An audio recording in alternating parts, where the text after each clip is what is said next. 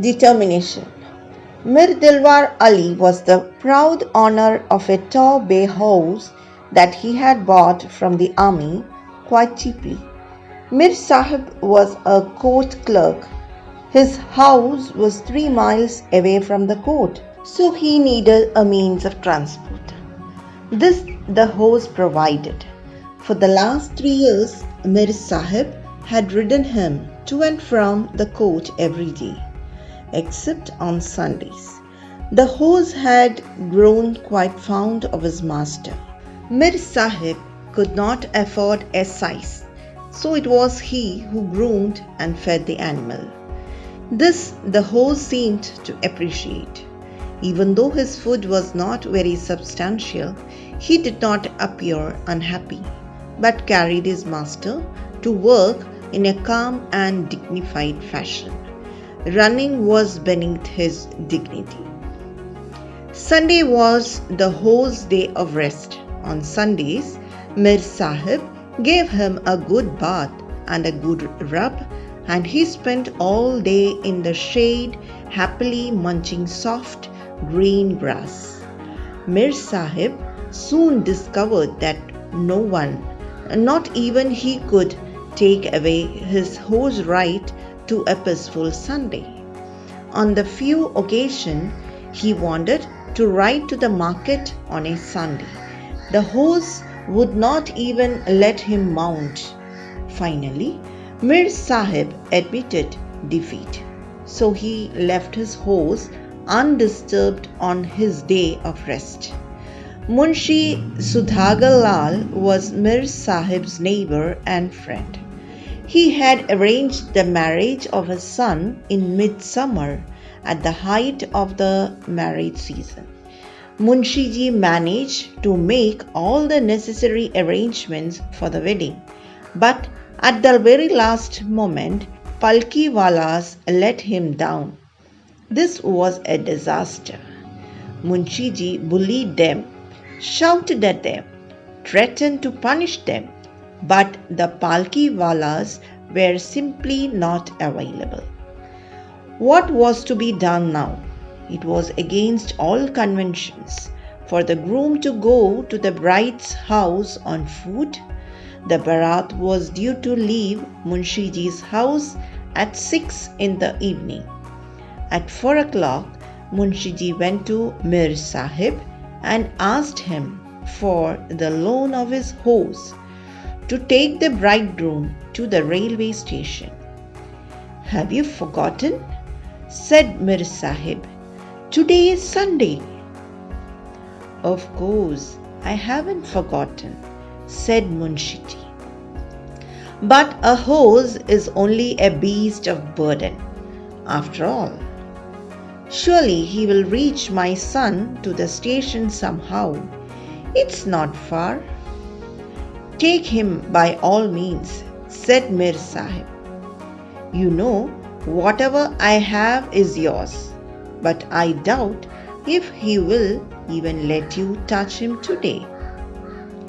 You are too soft with him. That's why he misbehaves with you," said Munshiji. "I will handle him." "Very well," said Mir Sahib. "And if you can break this no work on Sunday habit of his, I will be very grateful to you." As soon as Munshiji entered his stable, the horse eyed him suspiciously and whinnying once as if to ask why he was being disturbed on a Sunday. Munshiji proceeded to untether him.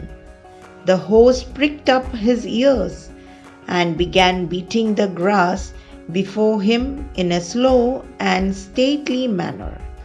Munshiji was as wily as the horse. He sent for some grain and placed it before the animal. The horse had not tasted grain for many days. He started eating it with gusto and allowed himself to be led out of the stable. Munshiji's house wore a festive look. The musicians were in action. The groom stood resplendent in all his wedding finery. The women of the house and the neighborhood surrounded him, ready for the departure ceremonies. It was past 5 o'clock. As soon as Munshiji was sighted, someone ran into the house to fetch the wedding decorations for the horse.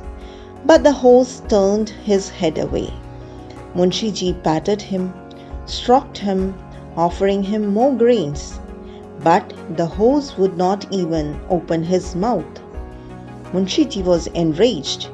He lashed the horse several times with the horse whip. The horse remained stubborn. Munshiji hit him across the nostrils with the wooden handle of the whip till his nostrils began to bleed. The horse looked around him in bewilderment. He had never been treated so unkindly. Reluctantly, he allowed the bridle and saddle to be fixed in the place. Munshiji watched in triumph as his son got on the horseback. With the singing of auspicious songs and the offering of flower petals on the groom, the Bharat began to move forward. Everyone moved except the horse.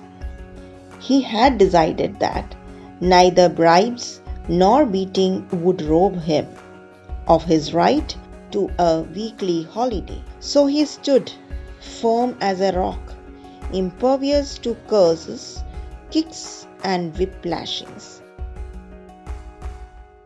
He did not even budge when someone singed his tail with a log of burning wood. He only jumped once or twice, nearly dislodging the man on his back. "This horse is more stubborn than a mule," declared Munshi's friends. Poor Munshiji! It was growing dark, and the auspicious time for the departure of the Bharat was almost over. Then someone had a brainwave. A wheelbarrow used for scattering manure was brought from the field. The horse's front feet were forcibly placed in it, and the wheelbarrow was pulled forward. The horse tried his best not to move, but found that he had to. "He's moving at last." People cheered and laughed and clapped their hands. "They won't laugh long," the horse thought grimly. "Let me see how far they can pull this wheelbarrow. The moment it stops, I stop." That was exactly what happened. Huffing and puffing for breath, the wheelbarrow pullers gave up after a few yards. The railway station was still 3 miles away. "It's 8 o'clock," said the Pandit. "The auspicious time is over."